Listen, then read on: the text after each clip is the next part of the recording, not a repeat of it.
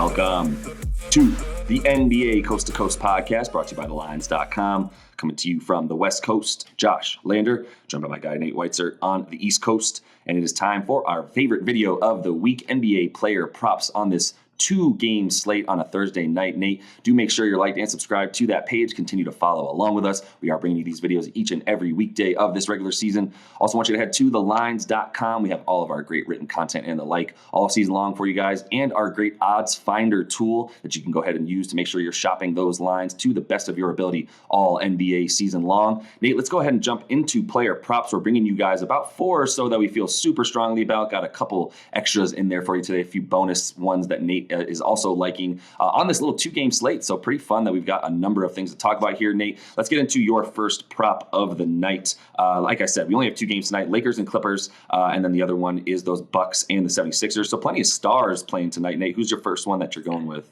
Yeah, it's LeBron again, and I mentioned it in the game video. Just the increased pace that the Lakers are playing with is going to provide him a lot more opportunities to pile up stats.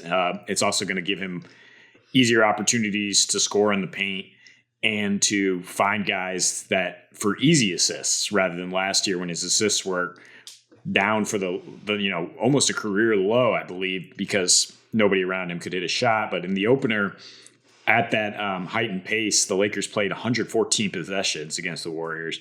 LeBron goes for 31, 15, and 8 at a 35% usage rate, and his points and assist prop, we pointed out, was absurdly low at 33.5. Sure enough, he almost scores 33. Now it's 34.5. Granted, the Clippers have frustrated in the last couple seasons, especially last year, holding him to 23 points per game. But the usage, of course, still there because he's LeBron, 33%.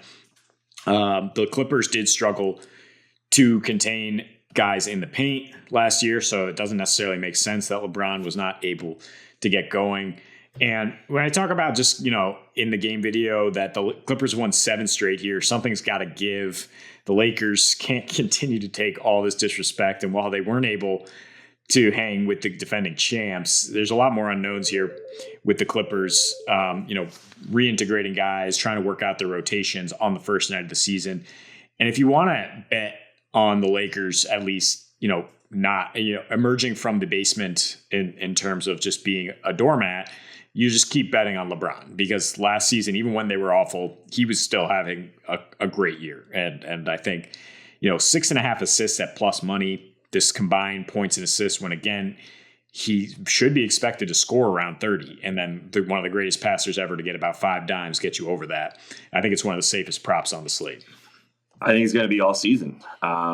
If you're LeBron, you're going for the scoring title. You're going for stat padding in general, because I think that this team is not built for the championship. They're not built for the playoffs. They're built for the play-in. To be honest with you, this league is predicated on 3-and-D at this point, and guys who are 6'6" and taller who can also dribble and attack from the top. So they don't have those players. They had those players. They dropped them or released them, but they don't have them anymore. So I think LeBron knows that. And look, since his second or third season in the NBA, LeBron's been capable of scoring 30 when he decides he wants to. That's just the fact of the matter. I think as he's gotten older, he's sort of reserved some of that energy for being able to play late into the season, and obviously thrown in the towel in a few games here and there, and sort of given up on defense at times. And I think you're just going to see playing more of that throughout the whole season, where it's just him padding stats and getting those points and getting past Kareem eventually. So, he's going to be a good bet all season long as he's healthy, which is obviously key that he's healthy. So I'm going to take an opponent for his second one here, Mr. Paul George, someone that might be guarding him a bit. We'll see how often Kawhi is also on LeBron as well. But Paul George, what I'm looking at here is what happens when Kawhi comes into the game and is in there with Paul George. I'm looking at his 3-pointers, 2.5 right now on FanDuel, gets you minus 110 over that. Over 4.5 assists actually is a plus 100 on DK. And I specify those two because one, he's had those with plenty of those against the Lakers in the last few matchups that he's played them, dating back to the last 4 times he's played the Lakers. He's averaging 23 points, 7 boards, 5 assists, exactly 2.5 made threes a game on 42% 3-point shooting. But what happens when Kawhi comes into the lineup with Paul George, things are just very, they shift in a way that makes a lot of sense, right? He's taking fewer shots because when Kawhi's not in there, he needs to take a lot more. So he's a lot more, efficient. His 3-pointers goes from 2.5 made a game with Kawhi or without Kawhi to 3.3 when Kawhi's in there. His assists go up when Kawhi's in there as well, from about 4.5 to about 5.5. All things that make perfect sense to me when you talk about, Kawhi being in there and being able to control things better. So he's able to kick to Paul George rather than Paul George having to be the focal point of bringing the ball up and things like that. You've also got then the assists where Kawhi's a better player. So if Paul George is driving and he's kicking to Kawhi, the likelihood that then Kawhi makes that basket is higher than any other player on the clips there. So it's just pretty clearly logical why those two stats would be improved for Paul George when Kawhi Leonard is in there. And I think that you're getting some pretty good value on those tonight in a game where I think he's definitely going to look to get three threes made for sure, at least. Yeah, the threes, I think, is the best bet here. It's surprisingly low. I think people assuming that he just won't be launching because Kawhi's in the lineup, but that's Paul George's game, man, is the step back three. And he attempted about 8 per game, regardless of venue last year. You look at his career since he joined the Clippers at, formerly known as Staples here, shooting 42.7% from deep and hitting 3.3 threes per game at that arena is the California kid. So I definitely understand hitting that prop at its current stance. This is the 2.5. It seems just way too low. If you can get that -110, I'll be all over that. Just kind of going a little out of the box here with the Bucks Sixers and not taking a star, taking PJ Tucker to get 6 points or to hit 2 threes, basically. We don't expect him to really take anything but threes unless he's cleaning up some offensive rebounds. But he did manage, 11 points per game his last 2 against Milwaukee with the Heat last year. Also added 7.5 rebounds and 5.5 assists. So I don't hate 10.5 PRA, which is also very low. You can get that at Caesars. The other books have him at about 11.5 for those. He had 6 points, 4 boards. He played 33 minutes in his debut for the Sixers, and that's important here, chasing the playing time, because he's obviously going to be their best option to guard Giannis. He's obviously going to be fired up for that. A legendary practice performer who certainly got into it with Giannis last year when he was with the Bucks.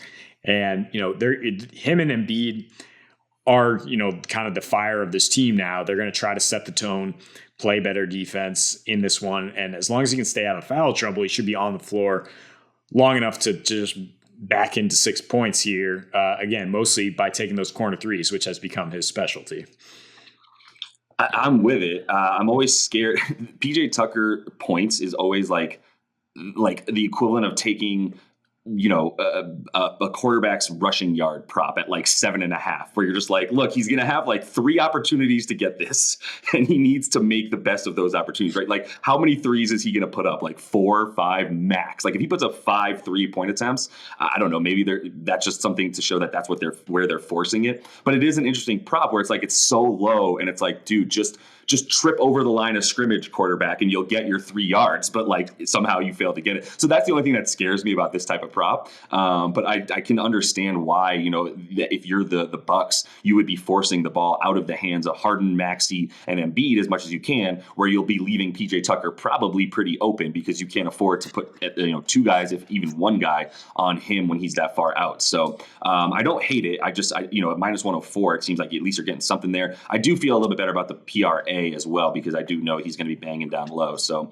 let me finish things off. I know you also liked James Harden assists. I'll let you talk about that briefly, but I did want to say I like Jrue Holiday points just because it's a moment where, once again, we don't have Chris Middleton. We also don't have Joe Ingles or Pat Connaughton. So Drew's going to need to score, and I think you'll see that like he did pretty much all playoffs. He really came out in the first and second quarters and really tried to establish things when when Chris wasn't around. So 18.5 points at -115 on DK. He gets 3 more field goal attempts a game when Chris is not in there, a few more minutes a game. He has about half a point more a game, and there's no Ingles or Compton in here. So someone besides Giannis needs to score close to 20, if not 20 points. To me, obviously, Jrue Holiday is the easy call there. So if it's going to be under 20 for him at 18.5, I think that's fair without Chris Middleton in there. Yeah, I mean, I have no argument with that, really. Holiday's going to have to step up, and he has a good matchup here. If he can get Maxey down low, that's barbecue chicken. Right. My thought for the bonus pick here, is Harden under 9.5 assists. I talked about in the game video. I think he had 7 dimes in the opener. He had the ball in his hands an unhealthy amount for the Sixers team. I mean, it was just total 2-man game, him and Embiid and everybody else standing around losing their rhythm. So I think they'll try to distribute the touches a little better here. I think no double-double is even better. I mean, the odds are pretty much even at DK, and he could have a great line. I mean, we're on board with the Harden bounce back season. He could have 38 and 8, and you're still cashing that. And so I think that's one of the best values you can find here on this short slate. 38 and 8. Yeah, that would be a hell of a game for Harden tonight. But either way, yeah, I think we're going to continue to go with some of these props that, I think there's a lot of reason to feel comfortable about things like LeBron, Paul George, et cetera. So feeling pretty good about our props tonight, Nate. That is all the time we have for you guys. Make sure to like and subscribe to that page. Continue to follow along with us. We're coming back to you guys each and every weekday of this regular season. So until we see you next, happy betting.